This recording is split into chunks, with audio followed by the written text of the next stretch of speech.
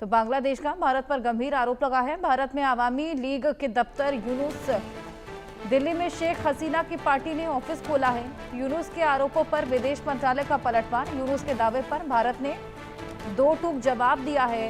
भारत से बांग्लादेश विरोधी गतिविधियां अब नहीं की जाएंगी। यूनुस ने अब भारत में आवामी लीग का दफ्तर होने की बात कही है। गंभीर आरोप लगाए हैं भारत पर। भारत में आवामी लीग के दफ्तर की बात लिखी है और यूनुस के आरोपों पर विदेश मंत्रालय का ये पलटवार। भारत से बांग्लादेश विरोधी गतिविधियां चल रही हैं जो कि अब नहीं चलेंगी। हमारे सहयोगी रेनिक दत्ता हमारे साथ जुड़ गए हैं।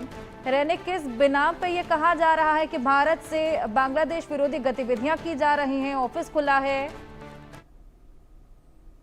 देखिए, बांग्लादेश का इंटरिम गवर्नमेंट की तरफ से जो प्रेस विज्ञप्ति जारी किया गया है उसमें कहा गया था कि भारत में आवामी लीग का एक दफ्तर चालू किया गया है। भारत से आवामी लीग को सपोर्ट किया जा रहा है। भारत आवामी लीग का जो लीडर्स है उनको जगह दे रहा है, जैसे कि शेख हसीना भारत में है, और इसी को सामने रखते हुए इंटरिम गवर्नमेंट का दावा है कि भारत से आवामी लीग जो है वो खुद का जो राजनीतिक कार्यक्रम उसको परिचालित कर रहा है।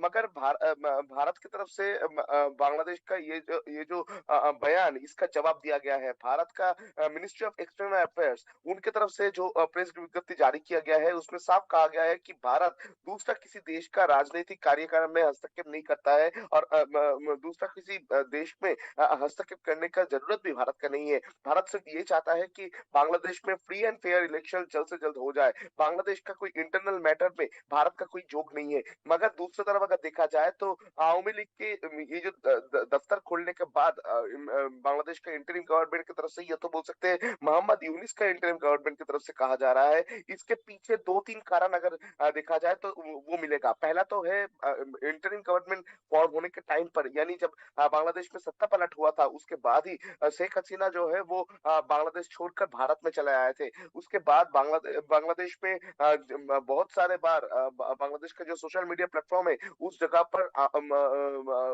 ऑनलाइन भी हुए थे। शेख हसीना ऑनलाइन आकर एकदम लाइव टेलीकास्ट में बहुत सारे लोगों के साथ बातचीत भी किए थे। बहुत सारे बयान भी शेख हसीना की तरफ से दिया गया था। दूसरी तरफ अगर देखा जाए तो बांग्लादेश में अभी भी शेख हसीना चले आने के बाद भी अभी भी बांग्लादेश में बहुत सारे जगह पर आवामी लीग का छोटे छोटे जो कार्यक्रम वो देखने को मिल रहा है। तो इसी को परिचालित करने का जो आरोप वो भारत के ऊपर लगाने का जो कोशिश वो मोहम्मद यूनिस की तरफ से किया जा रहा है। मोहम्मद यूनिस का कहना है कि भारत में आवामी लीग का बहुत सारे लीडर मौजूद है। भारत बहुत सारे आवामी लीग का लीडर को आश्रय दिया है, और जिसमें शेख हसीना खुद मौजूद है। और शेख हसीना की तरफ से और बांग्लादेश में जो आवामी लीग का जो टॉप मोस्ट लीडर थे उनके तरफ से भारत भारत में बैठे हुए वो लोग बांग्लादेश का जो राजनीतिक कार्यक्रम वो परिचालित कर रहे हैं। आवामी लीग का जो कार्यक्रम वो परिचालित किया जा रहा है, और इसी वजह से ही बांग्लादेश के इंटरिम गवर्नमेंट की तरफ से दावा किया जा रहा है कि भारत